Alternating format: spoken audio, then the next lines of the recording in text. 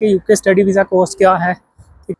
Bachelors के लिए भी सेम यही कोर्स है और मास्टर के लिए भी 5,000 से लेकर 15,000 तक फीस होती है। लोगों ने सब ने 10 साल वाला बनवाना है तो 85,000 आप ही आपके लगेंगे, तो आप एलिजिबल होगे कि आप किसी यूनिवर्सिटी में अप्लाई कर सको। मेरा केस जितना बिगड़ चुका था, तकरीबन आपको 900 से 1000 पाउंड आपको पड़ जाती है हेल्थ इंश्योरेंस।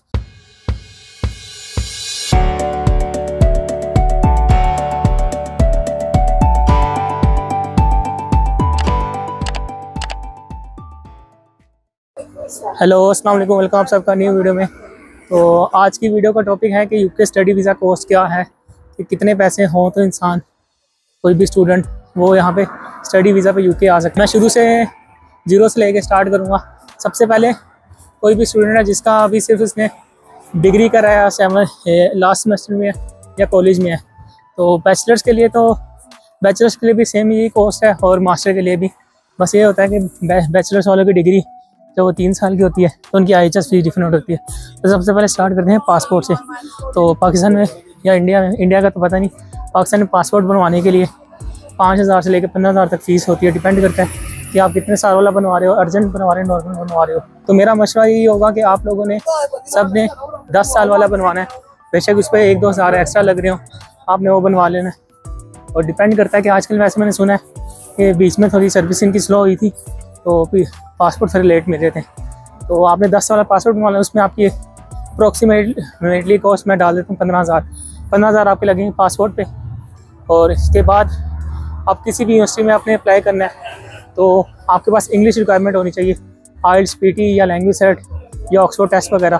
तो उसमें रफली कॉस्ट आपकी 50,000 से लेकर 70,000 तक आती है। तो एवरेज अगर मैं 60,000 भी लगाऊँ या 65,000 लगा लेता हूँ, क्योंकि IELTS वालों ने भी अपनी फ़ीस ज़्यादा कर दी है और PT ऑलरेडी 70,000 में होता था। तो हम 70,000 ले लेते हैं, 70,000 वो और 15,000 आपके पासपोर्ट का, तो 85,000 आप ही आपके लगेंगे, तो आप एलिजिबल होगे कि आप किसी यूनिवर्सिटी में अप्लाई कर सको। तो उसके बाद आपकी बारी आती है कि आप यूनिवर्सिटीज़ में अप्लाई करना है। तो आपने कंसल्टेंट के थ्रू अप्लाई करना है या खुद ही अप्लाई करना है। आप खुद भी अप्लाई कर सकते हो, कंसल्टेंट के थ्रू भी कर सकते हो।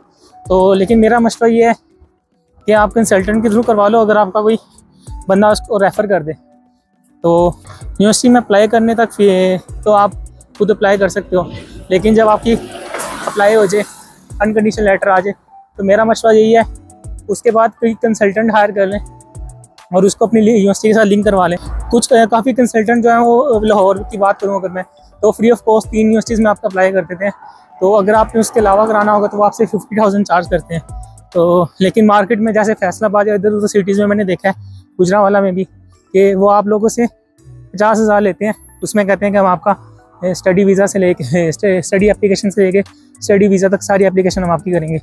तो 50,000 अगर मैं उसकी कॉस्ट डालूँ तो 85,000 और 50,000 1,35,000 अभी तक आपका लगा और आपने यूनिवर्सिटीज़ में अप्लाई कर दिया। उसके अलावा वैसे अगर कंसल्टेंट फीस ना देखी जाए तो कंसल्टेंट आपको फ्री में भी मिल जाते हैं, जो आपका फ्री ऑफ कॉस्ट यूनिवर्सिटीज़ में अप्लाई करते हैं। तो अगर किसी ने अपना केस मेरे कंसल्टेंट के थ्रू करवाना हो, उन्होंने मेरा फ्री ऑफ कॉस्ट 3 यूनिवर्सिटीज़ में अप्लाई किया था, तो वो गुजरांवाला से हैं। तो अगर किसी को उनका नंबर चाहिए होगा तो मुझे इंस्टाग्राम पे मैसेज कर सकते हैं, मैं उनका नंबर उनको शेयर कर दूँगा। काफ़ी रिलायबल बंदे हैं, क्योंकि मेरा केस जितना बिगड़ चुका था, उस केस में एक अच्छे कंसल्टेंट का होना बहुत लाजमी है कि वो कंसल्टेंट जो आपके साथ मुख्तलिफ चीज़ के साथ काम करे।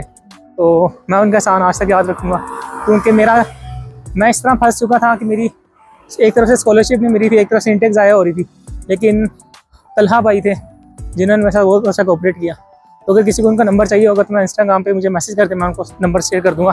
दूसरी बात ये, कंसल्टेंट के बाद आपकी बारी आती है, आपका अनकंडीशनल लेटर आ गया, आपने IELTS रिक्वायरमेंट फुलफिल कर दी है, अब आपने क्या करना है, आपने फीस पे करनी है यूनिवर्सिटीज़ की। तो हिसाब किताब होता है कि इनिशियल डिपॉजिट हर यूनिवर्सिटी पर डिपेंड करता है कि वो कितना हो। तो कुछ यूनिवर्सिटीज़ की फ़ीस होती है 12,000 से 13,000 से 15,000 तक, डिपेंड करता है हर यूनिवर्सिटीज़ पे। तो उनका इनिशियल डिपॉजिट, कुछ यूनिवर्सिटियाँ कहती हैं कि आपने 50% फ़ीस देनी है, और कुछ यूनिवर्सिटियाँ कहती हैं कि आपने 60% फ़ीस देनी है, और कुछ यूनिवर्सिटियाँ कहती हैं कि आपने 5,000 डिपॉजिट देना है। मिसाल के तौर पर अगर आपकी 15,000 फ़ीस है, यूनिवर्सिटी आपको कहेगी 5,000 डिपॉजिट दे दो, बाकी आपने यूके में आके देनी है। तो लंदन में जितनी यूनिवर्सिटीज़ हैं वो मोस्टली आपसे 50% या 60% डिपॉजिट मांगती हैं। तो मिसाल के तौर पे अगर आपकी फ़ीस मैं अप्रोक्सीमेटली एवरेज ले लूँ 12,000 भी हो सकती है, 13,000 भी हो सकती है। तो लेकिन मोस्टली आजकल 13 से 14,000 हो रही है और 17-18,000 भी होती है। तो ये फ़ीस आपने अपनी देख के आनी है। तो एवरेजली अगर मैं लगाऊँ कि 14,000 आपकी फ़ीस है, तो यूनिवर्सिटी आपको कहेगी कि 7,000 पाउंड आपने हमें डिपॉजिट देना है। तो 7,000 पाउंड को अगर आप पाकिस्तानी रुपीज़ में कन्वर्ट कर लें, तो अब से मैं जो वैल्यू बताऊँगा आपको पाउंड्स में बताऊँगा। तो यूनिवर्सिटी को 7,000 थी, तो अगर उसको मैं PKR में कन्वर्ट करूँ तो मुझे नहीं याद 350 रेट चल रहा है, 355 रेट चल रहा है। जब पाकिस्तान में होते थे तब तो डेली चेक करते थे। तो अगर मैं 355 रेट लगाऊँ 7,000 के साथ, तो 25 लाख फीस बनती है। आप 7,000 यूनिवर्सिटी को डिपॉजिट करते हो, उसके बाद आपकी बारी आ जाती है, आपका कैश आ जाता है, सारा कुछ हो जाता है और आपने क्या अप्लाई करना है वीज़ा। तो वीज़े के लिए ये होता है कि आपके जो कैश आता है उसके बाद अपनी आप IHS फीस पे करते हो। IHS फीस होती है कि आपने जो यहाँ पे हेल्थ इंश्योरेंस देनी है, तो वो आपकी डिग्री पे डिपेंड करता है। अगर आपकी डिग्री 1 साल की है तो आपको वीज़ा मिलेगा 14 माह का, 1 साल 4 माह का, तो 16 मंथ हो गए। तो 1 साल की डिग्री पे आपको वीज़ा मिलेगा 16 मंथ का और आपको IHS भी देनी होगी 16 मंथ की। तो पहले IHS फीस होती थी 470 पर ईयर, अब वो बढ़ के हो गया 775 पर ईयर। तो तकरीबन आपको 900 से 1000 पाउंड आपको पड़ जाती है हेल्थ इंश्योरेंस, वो तकरीबन 3 से 3.5 लाख। तो इसके बाद आपकी बारी आती है वीज़ा अप्लाई करने की। तो आपके पास 2 कैटेगरी होती हैं, पाकिस्तान में तो 2 हैं, इंडिया में मेरे ख्याल से 3 है। एक होती है नॉर्मल सर्विस वीज़ा की, और एक होती है प्रायोरिटी, और एक होता है सुपर प्रायोरिटी। तो सुपर प्रायोरिटी पाकिस्तान में नहीं होती, जो प्रायोरिटी है उसकी एडिशनल फ़ीस होती है। ऐसे अगर वीज़ा अप्लाई करना है उसकी फ़ीस होंगे 490 पाउंड, तकरीबन 500 पाउंड आपका वीज़ा अप्लाई करने के होंगे। और अगर आपने प्रायोरिटी करना है तो 490 + 500, तकरीबन 1000 आपका लग जाएगा उसमें वीज़ा अप्लाई करने में।